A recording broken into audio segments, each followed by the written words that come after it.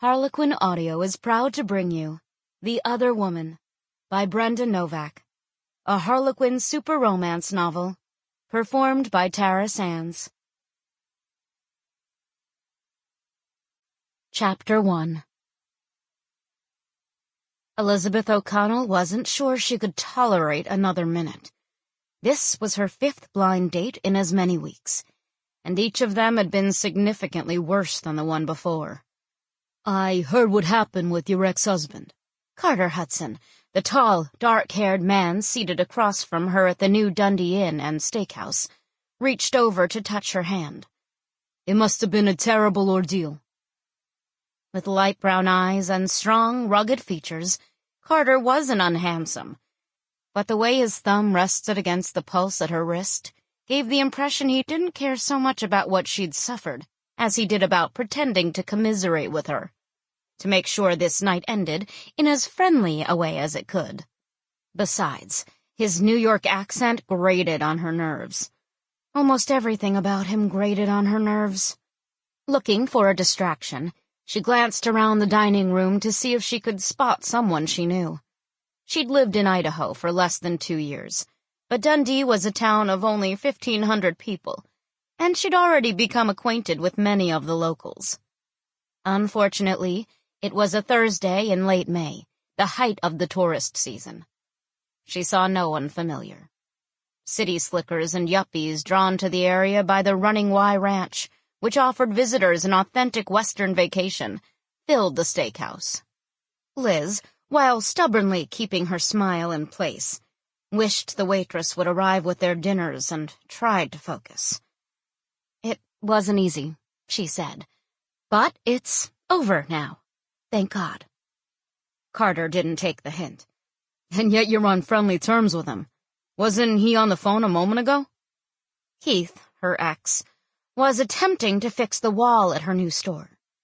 She knew she probably shouldn't allow him to do her any more favors, but she'd relied on him for so long that it was still easier to accept his help than refuse it. And he was the father of her children.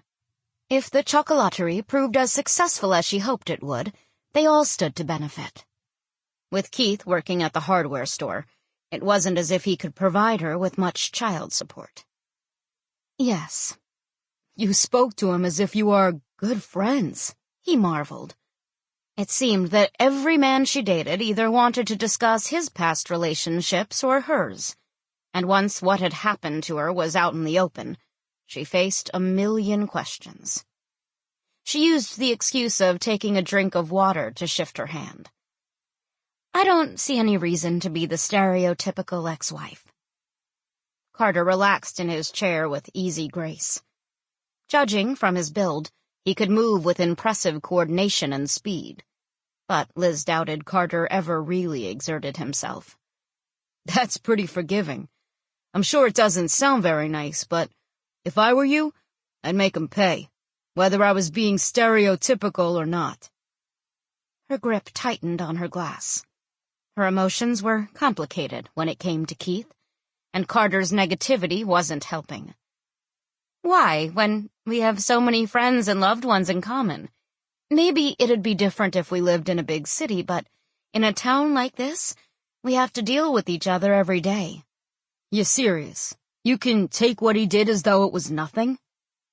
"We have 2 children together," she said, hoping he could understand the point of that, if nothing else. Carter reacted with a snort of incredulity. "From what I've heard, he has 3 more with your brother's wife." Liz told herself to count to 10. She itched to get up and walk out, without an explanation, without a backward glance. But she couldn't. She loved Senator Garth Holbrook and his wife, Celeste, who'd set up this dinner date. She didn't want her behavior to reflect poorly on them. Maybe if Carter was only a casual acquaintance of the senator's, she wouldn't have to be so careful. But he'd just opened a field office for Garth and still worked with him. "She wasn't my brother's wife at the time," she said. "No, you were both married to Keith." The waitress approached, carrying 2 plates, and Liz sat back in relief. But the arrival of their food didn't distract Sample complete. Ready to continue?